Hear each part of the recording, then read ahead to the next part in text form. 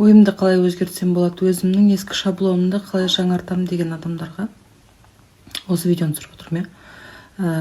Егер де былай бақылап келетін болсақ, мен Джо Диспензаны көп көремін деп айтамын. Сол кісінің видео сабақтарын көремін, кітабын оқимын деп айтамын. Сол кезде менің түсінгенім, өзім ұққаным өмірімде. Сіз өміріңіз өзгерсін десеңіз, ойыңызды өзгертуіңіз керек. Бірінші өзіңнің ойыңды өзгерту арқылы жаңа адам айналасың. Мысалға, таңертең ұйқыдан тұрған кезде проблемамен тұрасың, сол күнделікті күйбең тіршілікке қалай кіріп кеткенін байқамай қаласың. Ол солай пластинка болып жазылып қалған. Уайыммен, қайғымен, стресспен, өзіңді критиковать етіп тұрасың да ұйқыдан. Сол күн өтеді, солай күн ұйқыға көзің кеткенше қайтадан да. Соны өзгертудің бірден бір амалы ойыңды өзгерту, өзің туралы.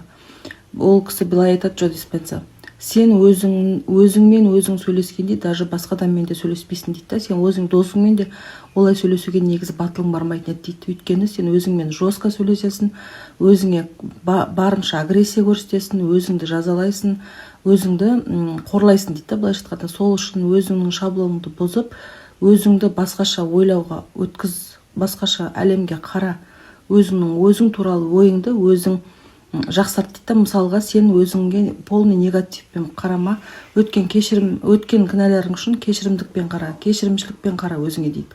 Одан кейін айтатыны,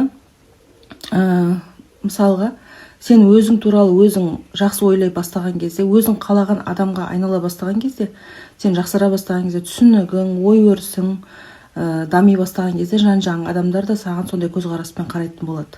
Басқаша көзқараспен қарайтын болады, саған сыйластықпен қарайтын болады. Осыны өзіңе ендіру үшін, осы жаңа әдетті өзің өміріңе ендіру үшін 7 күн уақыт керек дейді. 7 күн уақытта не өзгереді десеңіз, мына миыңызда нейрондар солай өзгере бастайды. Солай қабылдай бастайды, рас екеніне сене бастайды дейді. 7 күннің ішінде сізде болатын нәтиже, ол біріншісі өзіңмен қалай сөйлесуді үйренесің, одан кейін екіншісі, басыңа жаман ойлар келе жатқан кезде оны жаңа жақсы ойға ауыстыруды үйренесің. Үшіншісі келе сол 7 күннің соңғы жағына қарай даже жаман ой ойлап бастаған кезде ауыстырмайсың. Ол кезде уже өзіңнің өміріңді жақсы жағына қарай өзгертіп ойлай бастайсың. Бұрынғы негатив, жаман ой, уайым деген сізде кете бастайды. Сіз уже өзіңіздің өміріңіздің егесіне өзіңіз айнала бастайсыз. Өзіңіз қалаған өмірді, жақсы өмірді сүріп атқан адамға айналып, солай ойлана бастайсың дейді. Осылай жасап көріңіздер осы техниканы. Сау болыңыздар.